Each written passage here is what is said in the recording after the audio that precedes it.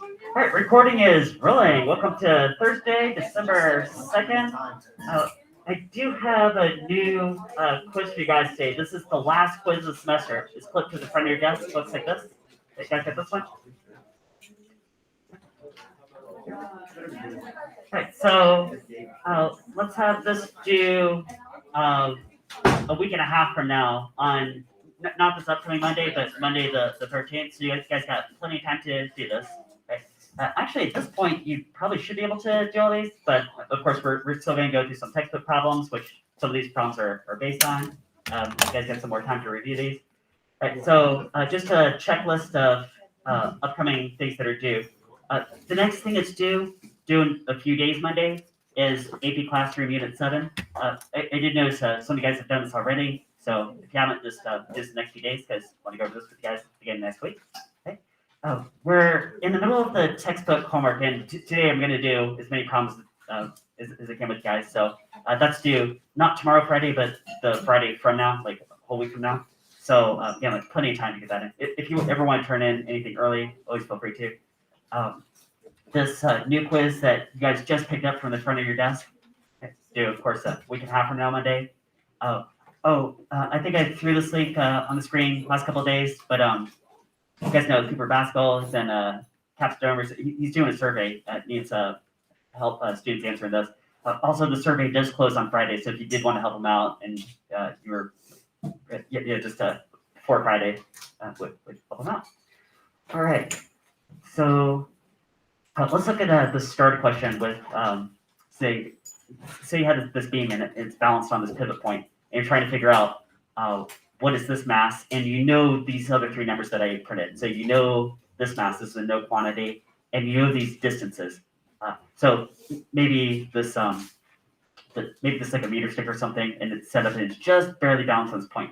Now you take M2, which let's say you don't know what it is to start with. You slide it to the right, this whole thing tilts this way a little bit. You slide it to the left, it tilts this way a little bit. You put it right there, and you park it right there, and this thing is just balanced in equilibrium.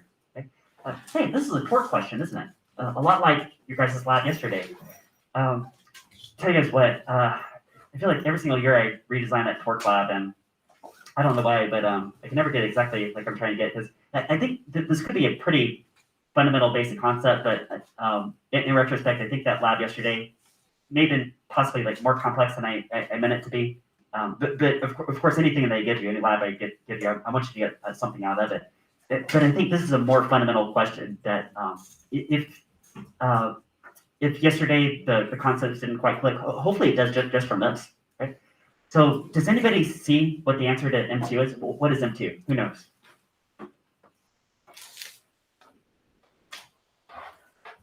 Well, how about this? Yeah, 200. It is 200. It's 200 grams. I say it has to be 200 grams, right?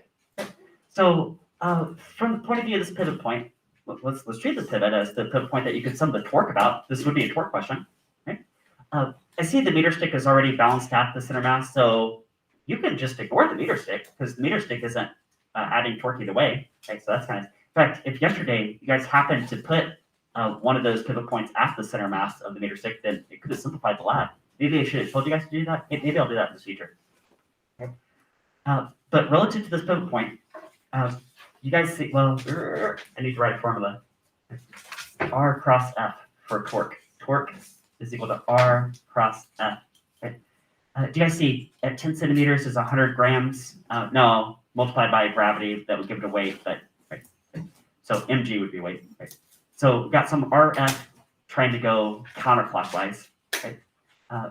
Well, there better be an equal torque clockwise to balance that out so that it zeroes out. Okay. Well, equal but negative, right? Okay. So dividing both sides by whatever gravity field you're in, 100 times 10, that's 1,000 units. So you need this one to be 1,000 units, and the only one would be like 200. Yeah, so 200 grams. So the fact that M2 is twice as close to the pivot point means it also has to weigh twice as much. Right? Have that effect? You guys get that?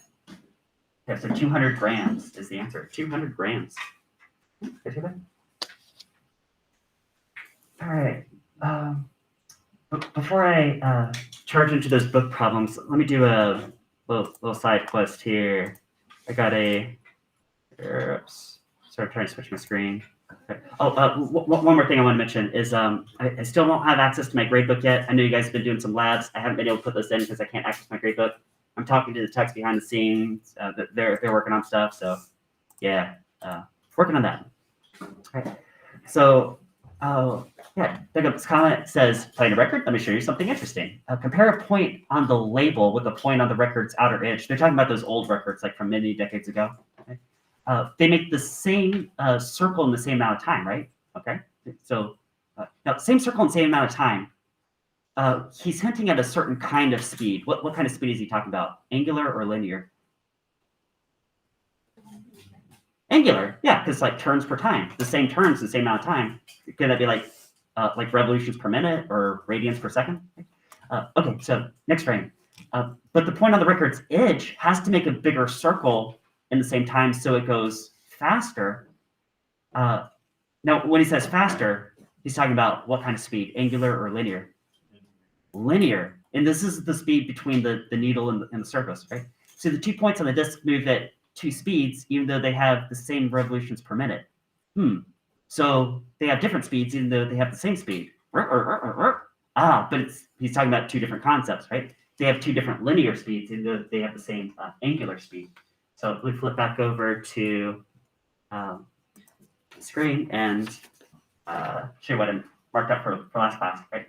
So I want to compare the old record technology. This is what he was talking about in that comic, compared to this little bit newer technology, say like CDs, which are digital, right? So this old record technology, this is an Edison associated technology.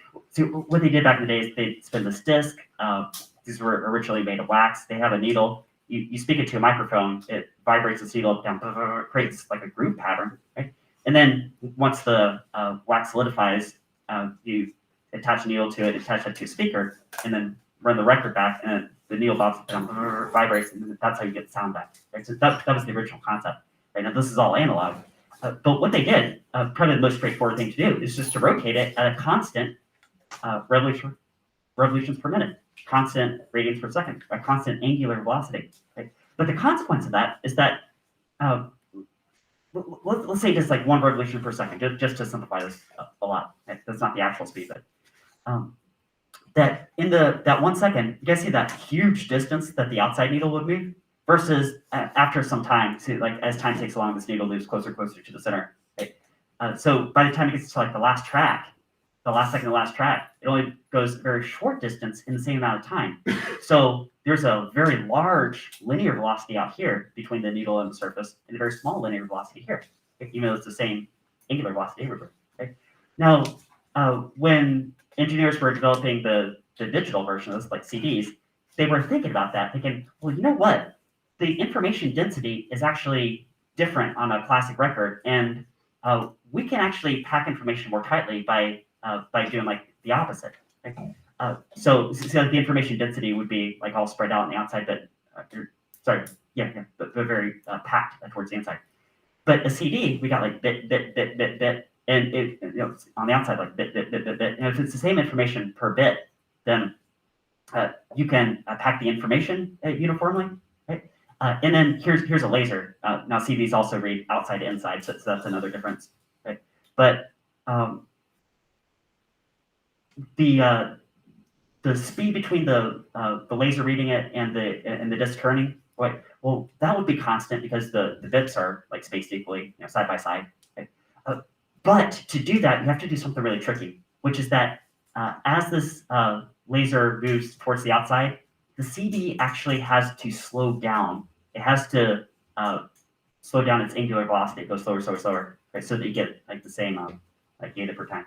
Right? Okay, that's kind of a side thought. That's fun to know about. Let's go to your guys' book problems. They are here. Sure. Okay. This. Let me check. Yeah, I think we did the Hungry Bear. Okay. Oh yeah, a lot of these problems I like a lot. I might come back to them later if I have more time, but definitely hit the ones I assigned for you guys first. And so 52. Yeah, I really do like a lot of these questions, including this one. Okay. 52. looks like we got this pail, right? And it's tied to a rope wound around this disc. This looks kind of Atwoody, doesn't it? That kind of like an Atwood sort of setup. Maybe not exactly. Okay. Now I remember even before reading any of this stuff that solving some Atwood before, we've always assumed like massless, frictionless pulleys. Okay. But you know what? What if this pulley disc was actually significantly massive? Right? And I've labeled it with mass. So say this bucket has mass of 3 kilograms. What if the disc has mass like 5 kilograms? Okay. Do you think that as the disc is falling, and maybe this rope is wound around, there's some friction there, that it's causing the disc to rotate, and some of the energy is going into making that disc rotate? Okay. It might slow down the whole falling process, wouldn't it? Okay. Let's see what we're supposed to do. Use conservation of energy to determine. Okay, so they're even telling you the method, like the best method to solve this. Technically, you don't have to use this method. You could go back to dynamics and stuff, but this is actually the more efficient way to solve this problem. Right? Conservation of energy. To determine the angular speed of the spool after this 3 kilogram bucket has fallen 4 meters, starting from rest. Okay?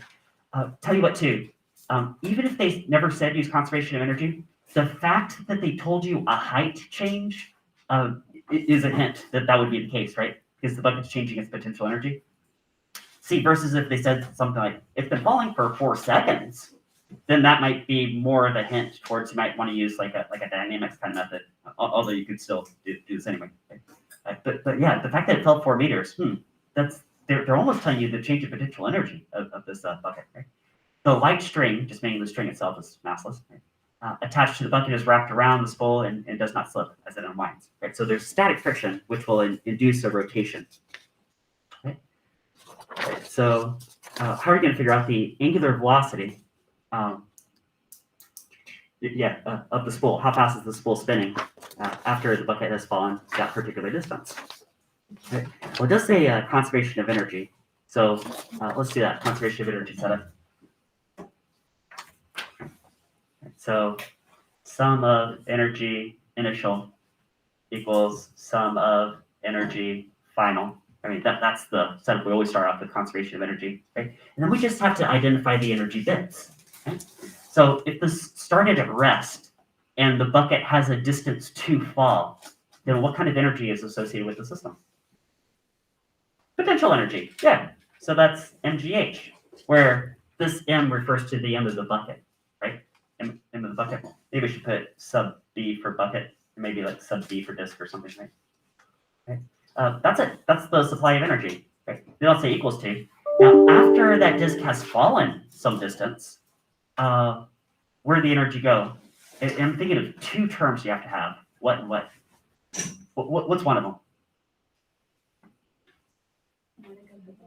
Yeah, kinetic energy of the bucket. The fact that the bucket is falling straight down, that's a linear type motion. That has something to do with 1/2 mv squared, where we're looking at the mass of the bucket, and this would be the speed of the bucket after it's fallen that distance.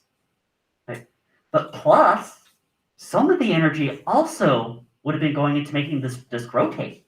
Isn't that true? And can you guys write the energy term associated with that before I do? Can you speak me to that? Did you guys just write 1/2 I omega squared? That's what you guys just wrote, right? Right? See, that's analogous to 1/2 mv squared, but it's in a rotational context. Right? Okay, so that's where energy comes from. There's where it goes to. Okay. Now, how could you even make sense of this, or even, right? You know what I'm going to do with you guys? I'm going to solve this in terms of variables with you guys. And then we'll plug in all the numbers after the fact. I mean, they did give us these 3 numbers. There's also gravity. That'll probably be important too. But solve this in terms of variables. So that's a good skill to have in AP. Right? I know that I of a disk is, right, now here's where you need to know this value. This is not, well, here, let me get this first. You guys remember this table of rotational inertia values from the book? This is page 257 in your textbook. Right. Now, AP would not expect you to memorize these. If they wanted you to apply this, then they would tell you this value. Okay? But for any solid disk, it's 1/2 mr squared. So like this solid disk, solid cylinder, like it's rotating across the book. Okay? Something to do with 1/2 mr squared. Okay. So we're going to substitute that into this I. Okay? There's another substitution that I'm also thinking about. do you guys see this v, the speed of the bucket, and this omega, the angular velocity of the disk? Right. Well, the fact that they're tied together with a string, do you think that these two guys are related to each other? Yeah, I bet we could substitute one in terms of the other, right? Now you could substitute either way. You could say omega is v over r, or you could say v is omega times r. Right? Now, thinking about what we're actually supposed to solve, which of those substitutions is going to more directly lead to the answer that we're trying to figure out? Exactly. Yeah, v is omega times r. We're going to substitute out v for omega. We want omega. Because the question is, what is omega? What is the angular speed? Right? Again, if they'd asked something about linear speed, then you would do the opposite substitution.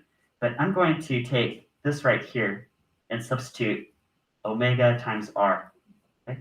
And at the same time, I'm taking this I, and I'm going to substitute in 1/2 mr squared. Right? And this is the mass of the disk. So I'll do like a sub d for the disk. Okay? So we got two different masses: mass of the bucket and the mass of the disk. Okay, is that right? Guys, good so far. All right. Let's clean this up a bit. We got mass of the bucket times g times h equals 1/2 mass of the bucket times omega squared r squared plus 1/2 times mass of the disk r squared omega squared. Right? Or this r and this r are the same r. They both refer to the radial size of the disk. Okay. Is that right? There's supposed to be another. Oh, thank you. Good catch. Thank you so much. Yeah, you are right. Because this is the full substitution. Yeah, there's a half twice in there. Good call. Yeah. Glad you guys are awake this early in the morning. All right, so we're trying to solve for omega. And I see omega squares in each of the two terms on the right. You guys see there are three terms altogether, right? One on the left and two on the right. So do you guys think a good next step would be to factor out omega squared from each of the terms on the right? Just factor it out. Okay. Let's see what that looks like. Mass of the bucket, gravity height is equal to, okay, I'm going to have 1/2 mass bucket radius squared plus, and then you're right, this would be 1/4 mass disk radius squared, right?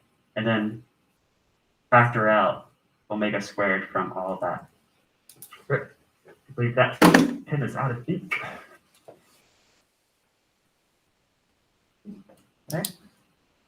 I think it looks right so far, right? Okay. All right. Ooh, I see 2 algebra steps to get to omega. Okay. I'm going to take all this bracketed stuff and divide it down. And then after that, you want to take the what of both sides? Square root. Yeah. So in terms of variables, it would just be big ol' square root of a fraction. Okay. Mass of the bucket, GH. And then 1/2 mass bucket r squared plus 1/4 mass disk r squared.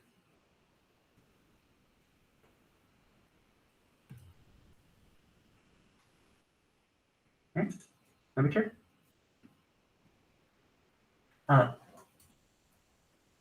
That's the answer in terms of variables. Could you guys just plug in the numbers after the fact and follow it from there? Bet you guys can get that, right? Yeah. You said earlier, like when you substituted for v, you said that's for angular, right? So if we were doing for linear, what would we plug in? Okay. So you're saying if the question had been, what's the linear speed of the bucket? Okay. Yeah. If they had asked that question, that is a great hypothetical.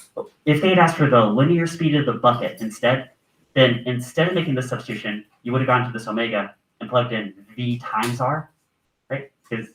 No. I'm sorry. It's right. V divided by r, right? V divided by r.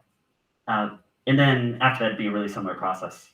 Okay. Yeah. So alternatively, what you could do is, say you solved this whole thing and got this for omega. Right? You guys know how to get back to v from omega, right? You just multiply by r. Yeah. So v is just omega times r. This whole expression is omega. So you can just go pop that in right there, multiply by r, and get v. Okay? So there's another way to do it too.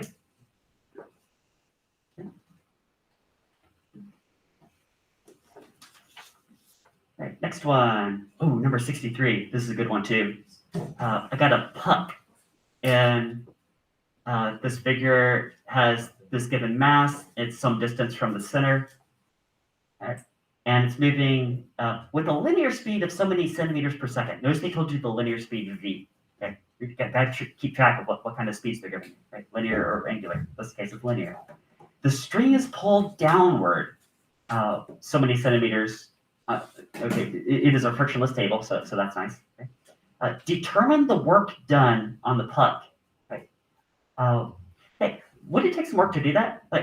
Suppose it was you were just holding it static equilibrium, or your hand is in static equilibrium, which means the puck would be, guys, if the puck is rotating in a circle, and the circle is a constant radial size, would the puck be in true static equilibrium, or would there be a net force on the puck? The puck would not be in static equilibrium because there would be net force. It'd be the tension in the string, wouldn't it? Right? And that tension in the string would be acting as a centripetal force. You might call it dynamic equilibrium. Sometimes you hear that because the radial size isn't changing. Right? Okay, so but what they're saying is you're actually pulling down. Do you think it would take some extra effort to pull down?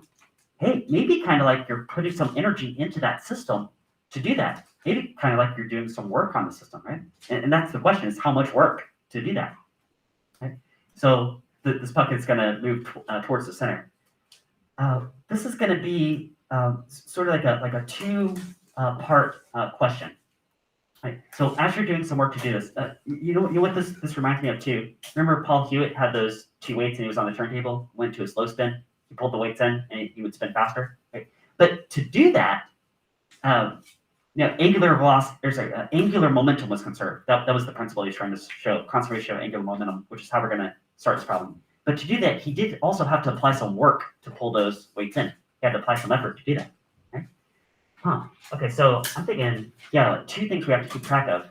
Not only something to do with work, something to do with so some kind of energy transfer. Right? And they give you hints. It's a change in kinetic energy of the puck. Okay? But also, angular momentum is conserved. I bet it's going to look like it's maybe like rotating more quickly as it goes towards the center. Right? A lot like that Paul Hewitt setup. So 63. I'm going to start with that. Sum of angular momentum initial equals sum of angular momentum final. Okay. Angular momentum. Let me spell this out. I know that's kind of an obscure variable we don't use very often. It is a vector. Right? This is conservation of angular momentum. Okay. Like that. All right, we got, do you guys remember what angular momentum is? What was the formula? It's just two things multiplied together. What times what? How about this? Just linear momentum, P. P is what times what? Yeah, mass times velocity, right? That was linear momentum, right? So for angular momentum, what's the rotational equivalent of mass? Rotational inertia. Yeah, rotational inertia. What's the rotational equivalent of v? Omega, right? Like angular velocity, radians per second. Okay, so the initial I times initial omega equals final I times final omega. Right? Right. Now, I for a single point, and this basically is a point mass, right? Let's treat that as a point mass. Do you guys remember what it is for a point mass? It's mr squared. You guys remember mr squared? Okay. Times omega naught. Let me do a second substitution while I'm making substitutions. Okay. They actually did not tell you omega, but they did tell you v, so many centimeters per second. Remember that? Okay. So what is omega in terms of v again? isn't it? Yeah, V over R. And I'll put a little subscript not. It's V over R, right? Okay. So that's equal to M R final squared times V final, or the initial V final over R. Okay. Final. Okay. Okay. Do you guys see that one of the R's is going to cancel on each side? Okay. But before I get plugged in and check on the map, let me make sure you guys are following what's going on physically. Guys, which R is bigger, R naught or R final? Yeah, R naught. Yeah, that's the bigger R because it starts out at the edge, and then as you pull down, it's going to pull in, and the R final is going to be less. Okay.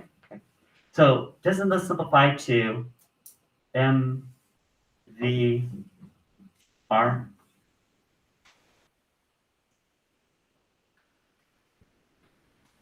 Does it just go like that? Right. In fact, you might have actually started with this step right there, even without all this crazy substitution, because this actually was one of the notes that I gave guys. This actually could very well pop up on an AP question too. Angular momentum is just regular momentum times radial location. Okay. This is back in your notes. I told you guys sometimes AP likes to ask this sort of question. Like if there's some swivel stick that can pivot about a point, and you throw like a blob of clay at it, right? That's a conservation of angular momentum. You say mass times velocity of the clay times the radial distance from the pivot point of the swivel stick. That would be angular momentum, like just like this. Okay. But that's conserved. That's why it equals. Right. Great. Let's go ahead and plug in some numbers for this one. Right.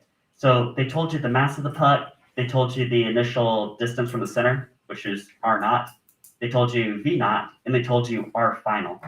So guys, what? I'll just go ahead and plug in the book numbers for this one. So the puck has a mass of point. Oh, actually, it doesn't matter. Sorry. Side note here. Let's look at big picture. What were you even trying to find? You guys see that the mass of the puck cancels at this point anyway? It's going to be important later, but not yet. Okay. The fact that we know 3 of these 4 things means you can solve for V final. Okay. This thing is going to speed up spinning as it's headed towards the center. Okay. It's going to speed up spinning, just like Paul Hewitt was speeding up spinning. Okay. So they told you V naught was 80 centimeters per second.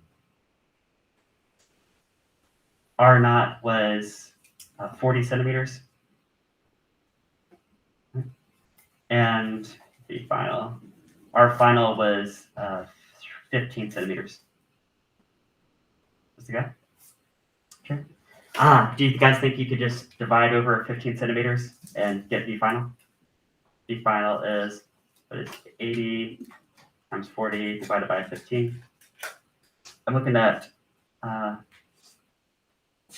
hold on. Back up. I think I misinterpreted the question. I'll go back and read that a little bit closer. Sorry. Yeah, I told you guys something wrong. The string is pulled downward 15 centimeters. That's not our final. Because if you pull the string down 15 centimeters, doesn't that mean the radius changes by 15 centimeters? Right. The original was 40. If it changes by 15, what's the final R? 25, right? It's 40 minus 15. Right? Is that okay? But wouldn't it take 15 off the entire diameter? Just the radius. Okay. Yeah, just the radius that would change by 15. That is a good thought. Would it be radius or diameter? Yeah. So if you pull down 15 centimeters, the radius changes by that much. Right. We sort of draw that up here. Okay. So there was the initial of 40 centimeters. Call this 40 centimeters. Okay. Then if you pull down, say 15, this will go in 15, and the new radius will be 25.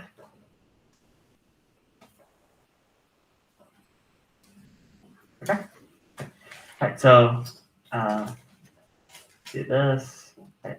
I'm looking at 128, and this would be centimeters per second. Okay. Now that's not the question they asked for, but that is an important middle step. Okay. Right. So to look at big picture, we're actually exactly at the halfway point. Okay, because this is a two-part question. So to pull down, it's going to take some work. The question is how much work? But the first principle you have to apply, the first half of this is exactly what we did, conservation of angular momentum, okay? Which you might have actually started at this step right here. Angular momentum is conserved. So the thing did have to speed up. So as you're pulling down, it's going to go, it's going to speed up a lot faster. Okay. Right, now we can go tackle the work question. Okay. So this is called work energy theorem, that the work you do is the change in kinetic energy. I might say this, kinetic energy initial plus work is equal to kinetic energy final. Okay. If there's no height change, there's no potential energy involved, there's no springs, there's no anything else. Right? There's no friction. Right? So you can just say that. Right? Well, what was the initial kinetic energy?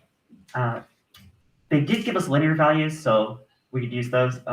Actually, let me do one more algebra step before we start plugging in numbers, which is they actually asked to solve for work. So can I just subtract the kinetic energy over and say that the work you do is equal to the change in kinetic energy? Right? Right, so the work you do, pulling it down, is 1/2 mv final squared minus 1/2 mv naught squared. Right? Is that okay? Okay. Oh, and at this point, we got all the numbers, so you can just plug them in. So the mass of the is the mass of that thing, 0.12 kilograms. It ended up at 128 centimeters per second. Oh, let's put this all in joules, which means this would be how many meters per second? 1.28. Yeah, meters per second. Don't forget to square that. Okay. Minus the initial 1/2 m. V naught would have been 0.80 meters per second being squared. All right, so 1/2 m, maybe people even factor that out in the calculator. Times 1.28 squared minus 0.8 squared. Okay. I'm looking at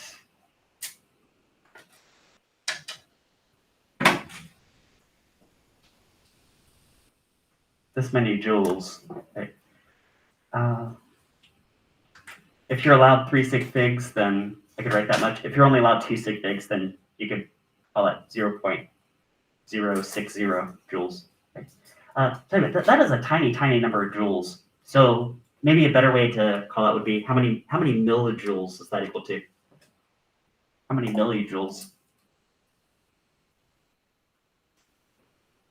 Okay. How about like that? Okay, because milli is 1/1000th of something. Okay. Guys, okay? All right, so one more time, because that was a little complex, 2 parts. Okay. You're pulling down, this thing's spinning, it's going to speed up spinning. You figure out that using conservation of angular momentum, how fast it speeds up to. Okay. And then the actual question, the target question was how much work was done doing that. That's the change in kinetic energy. That's called work energy theorem. Okay. And so if you know final initial kinetic energy, subtract those two. Right. But you can only figure out the final speed based on conservation of angular momentum, which is the first thing that we did. All right. Oh, hey, we've only got one main book problem left. Wow, we are actually doing real good. I think we're going to get this far today. I've got a space station shaped like a giant wheel.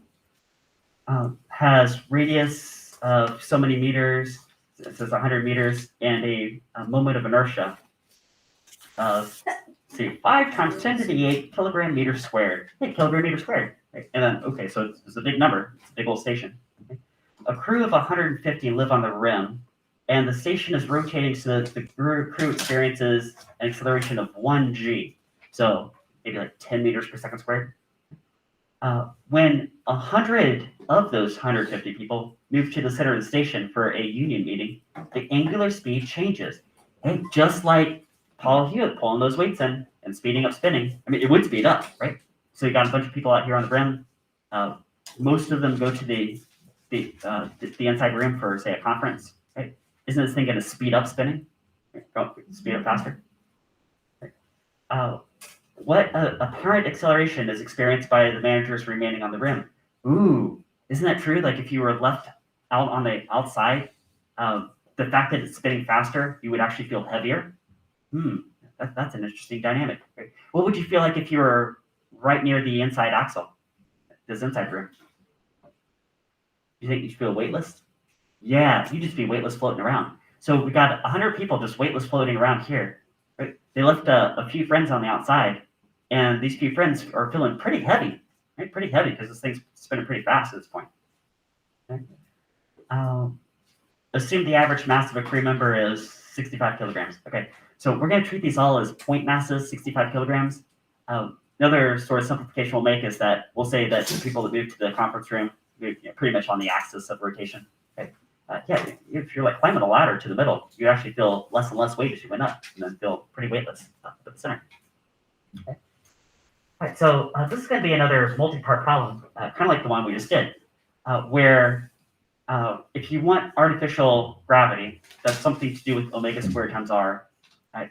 And we knew the initial value is just, of course, 1g. Right? But we can't figure that out until you know omega, and you can't get omega until you consider conservation of angular momentum. Right? So yeah, we're going to have to do this in a few parts. So let's figure out what is the, so 64, right? What is the initial rotational inertia of the whole thing? Because they told you for the station, but let's say that does not include any of the people, which are going to be a bunch of point masses. So that'd be rotational inertia of the station plus the rotational inertia of the crew, right? And they told you what it was for the station. They just said it's 5 times 10 to the 8 kilogram meters squared. But let's add to that 150 people. So it's 150 times mr squared, right? So it's 150 people. They each have a mass of 65 kilograms on average. Right? And then times their distance of, they told you the radius of this thing was 100 meters. So out on the rim, 100 meters being squared. So here's the number of people. Okay. So number of people times mr squared. Okay. See what the total rotational inertia of the station is with all the people in it. So 5 times 10 to the 8, is that like 500 million, I think? Okay. Plus 150 times 65 times 100 squared. I'm looking at, that is a big number. Let's see, 1, 2, 3, 4, 5, 6, 7, 8. That is 5.975 times 10 to the 8 kilogram meters squared. Okay. So 5 from the station itself, and the other 0.975 from the from all the people. Okay. All right. So that is the initial rotational inertia. Okay. Let's hold on to that number. Okay. We still need the final rotational inertia, and that's going to be really similar setup. 5 times 10 to the 8 kilogram meters squared for the station. Okay. But now there's only 50 people left out on the rim. 50 people. Got 65 kilograms per person. They're 100 meters out. Square that. I guess if you're keeping real strict track of units, this would be kilograms per person. Kilograms per person. So like people cancel, you just have kilogram meters squared. We've got there. And then remember the other 100 people, we're going to say the fact that they went to the center, mr squared, their r would be 0. So they're going to add 0 inertia to that system. Okay. So all I have to do is go back to my previous calculation, replace 150 with just 50. Okay. And I'm getting an I final of 5.325 times 10 to the 8 kilogram meter squared.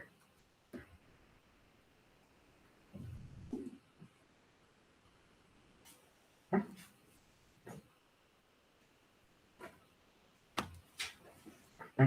Guys good so far? Right, so remind you guys what we're trying to do and the path that we started on finding. Okay? So got a bunch of people at the rim, this thing is spinning. Most of the people are gonna go towards the center, like climb ladders towards the center. When they do this, this thing's gonna speed up spinning, just like Paul Hewitt with his weights on the turntable. Okay? And everybody on the outside is gonna feel heavier. And the question is how much heavier. But the first part of the process is we're gonna have to figure out, well, how does this thing change its rate of spin? And to do that, we need to know the rotational inertia values, okay? Because we gotta, well, here, let me write this. This won't be the next step we do, but it's the next step that we would like to do is sum of angular momentum initial equals sum of angular momentum final. Okay. Now, the reason we're not doing that yet is because here, I'll show you guys that we don't quite have enough numbers to get that yet. Okay. This would be I times omega equals I times omega, but initial and final. Okay. What do we know so far? Let's do sort of a checklist. Well, we know each of these I values, right? Because we have them right here, here, and here. Right? This is what these are going to feed into. Okay. We'd like to know how fast it's spinning at the end. And to know that, all you have to know is how fast it was initially spinning. But they did not actually tell us how fast it was initially spinning. But they did give us enough information to find this out, right? Because they told us that everybody on the inside surfaces experiences one Earth gravity. Right? Okay, so all this stuff, we're going to put this to the side. I mean, we'd really like to charge into this next, but I can't quite yet. Right? We have to do one more thing to get this omega naught first. Okay? Right. And that's going to be, how are we going to get omega naught? How do you guys think? Multiply the acceleration rate of the. Exactly. Yes, it has something to do with centripetal acceleration. You guys remember that's either v squared divided by r or omega squared times r. You guys remember that? Okay. So there's a normal force on the wall that's holding everybody in. Right? Divide by the mass of each person to get a centripetal acceleration that should be representing the artificial gravity of 9.8 meters per second squared. Right? Which one looks more convenient to solve this problem? The first one or the second one? Think of this one right here, because we really want this. Really want that. Right? Divided by r, take the square root. Right? So let's do that. In terms of variables, would it just be square root centripetal acceleration divided by r? Okay. And that's going to be square root of, I want 9.8 meters per second squared, or if you wanted to use 10, then that's fine. Okay. And the radius of this thing is what's given as being 100 meters.